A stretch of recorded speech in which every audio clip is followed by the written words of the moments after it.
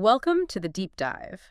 Today, we're exploring strategies drawn from, well, let's just say a pretty unexpected source. Uh-huh. We're looking at excerpts from a book called Street Strategy, Investor Mindset, Legal Business Success. Quite a title. It really is. And look, right off the bat, that title is designed to grab you, doesn't it? But we need to be absolutely crystal clear here. Yeah.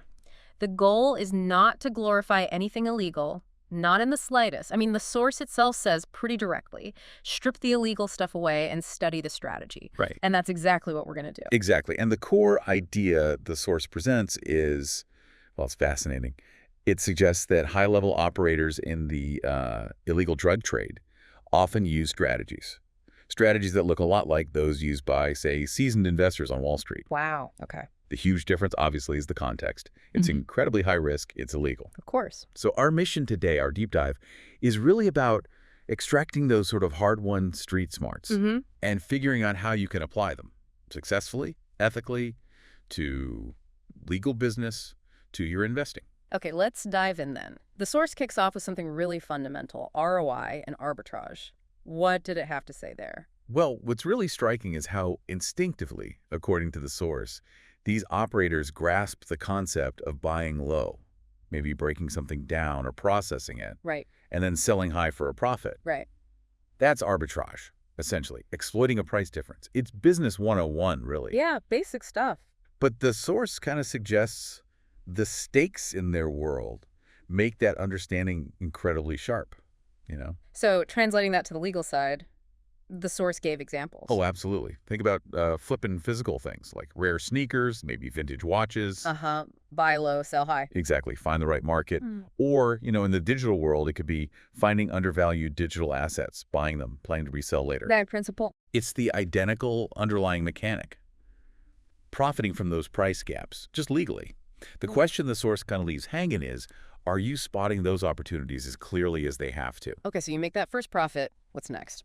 The source says it's crucial not to just spend it all. Precisely. Yeah, that's a key observation. It's about reinvestment. The smarter operators, the source says, they don't just cash out. They plow it back into the operation. The source uses this phrase, stack, flip, and repeat. Stack, flip, repeat. And connecting that to our world. Legal investing, business. I mean, that's just compound growth, isn't it? It's the Yeah. bedrock principle behind, say, reinvesting your ETF dividends to buy more shares. Right. Or using rental income to improve your properties or buy more. Or maybe reinvesting profits from your online business to scale up. Make money, reinvest, expand. Exactly. That's the engine. Yeah. That's how legal growth happens. Make money, reinvest, expand your ability to make more money. Okay, now this next one gets really interesting, maybe a bit stark. Risk management, diversification. This source had a really practical point here, born out of sheer necessity. It really did. Yeah. The source points out that these operators, they learn fast. They can't keep all their assets, all their product in just one place. Why not? Seems obvious maybe, but... Because if that one location gets compromised, gets hit, they lose everything, wiped out. That brutal reality forces a deep understanding of diversification, doesn't it? And that applies straight to our legal finances. 100%. It's the classic, don't put all your eggs in one basket, but, framed by extreme consequences. So the legal parallel is... Building multiple independent income streams. That's the translation. Think about having investments in stocks and maybe real estate, running a side hustle alongside your main gig, or even within your portfolio, exploring different assets like crypto, but as part of a diversified approach. Yeah. So if one stream takes a hit and, dries up. Their whole financial world doesn't collapse. Exactly. You spread that risk. Now, there was also something maybe surprising the source mentioned. Something about branding. You don't immediately think of that. No, you don't. I found that fascinating, too.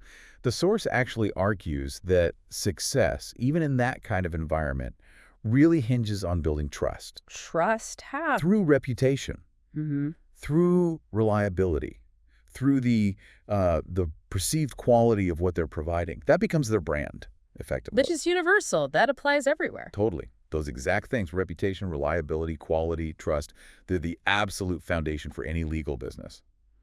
Online, offline, doesn't matter. Your brand is your reputation. Nailed it. Delivering value consistently, being reliable. Yeah. That's how you build it. Okay, finally, the source wrapped up with the bedrock principle, supply and demand.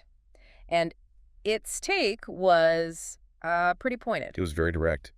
The source emphasizes that a successful operator identifies where the demand already exists first. Finds the demand first. Yes. Then they figure out how to supply it. They're not out there creating a product and just, hoping people want it. No guesswork. They see a clear existing demand, a need, and they step in to meet it. The connection to legal business there is just huge. Oh, it's critical. It's the lesson. Stop building stuff nobody actually asked for. Yeah. Find the hungry crowd, as the source might put it. Right. Identify people with a clear problem, a specific pain point, something they're actively looking for a solution to, and then give them the product or service that directly addresses that existing demand. So, when we step back and look at the whole picture, the core message from this source, it really isn't about the illegal stuff itself. No. It's about the sharp strategic thinking that comes from operating under intense pressure. The strategy itself isn't the issue. It's the illegal context it's used in. Yeah, and the source wraps it up with a really powerful line. It says, think like a hustler, move like an investor, and stay legal. That's the takeaway. And it leaves us and you, the listener, with something important to think about building on that in your own legal business, or maybe you're investing. How can you get better, really sharpen your focus on identifying that clear existing demand before you pour resources into creating the supply? That's a great question to ponder. A truly deep dive into strategy from, well, a very unexpected angle. That wraps it up for this deep dive.